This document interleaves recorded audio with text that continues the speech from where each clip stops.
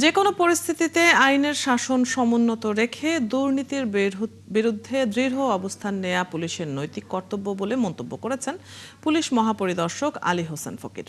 বুধবার রাজশাহীর সারদায় বাংলাদেশ পুলিশ একাডেমিতে ৪১তম এসআই ক্যাডেট ব্যাচের সমাপনী কুচকাওয়াজে প্রধান অতিথির বক্তৃতায় তিনি একথা বলেন। এ সময় তিনি দেশের আইন শৃঙ্খলা রক্ষা ও ন্যায় বিচার প্রতিষ্ঠায় পুলিশকে নিরলসভাবে কাজ করার নির্দেশনা দেন। মেহেদী হাসানের তোলা ছবিতে রাশিদুল হক রুশোর প্রতিবেদন। এক বছরের কঠোর পরিশ্রম ও প্রশিক্ষণ শেষে সমাপনী কুচকাওয়াজ প্রস্তুত ৪১তম ক্যাডেট সাব ইন্সপেক্টর ২০২৫ ব্যাচের ২০৯ জন প্রশিক্ষণার্থী। তাদের সমাপনী কুচকাওয়াজে সালাম ও অভিবাদন গ্রহণে রাজশাহীর সারদায় বাংলাদেশ পুলিশ একাডেমির প্যারেড গ্রাউন্ডে উপস্থিত পুলিশ মহাপরিদর্শক। চাই A1 SWR pipe and fittings. A1 engineers number 1 choice.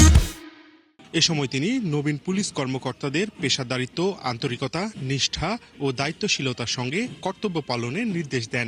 তোমরা আজ শুধু একটি চাকরিতে যোগ দিচ্ছ না, বরং একটি মহান সেবামূলক পেশায় আত্মনিয়োগ করছো। এই পেশার মূল মন্ত্র হলো সেবাই ধর্ম।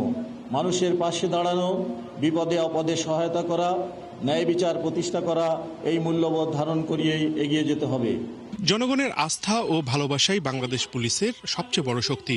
নবীন কর্মকর্তাদের একথা মনে করিয়ে দিয়ে আইজিপি বলেন, দুর্নীতি দূরে ঠেলে যে কোনো পরিস্থিতিতে আইনের শাসন সমুন্নত রাখতে হবে।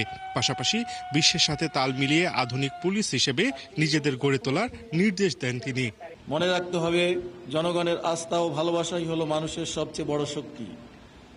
তাই সততা, নিষ্ঠা, মানবিকতা দিয়ে তোমাদের দায়িত্ব পালন করতে হবে।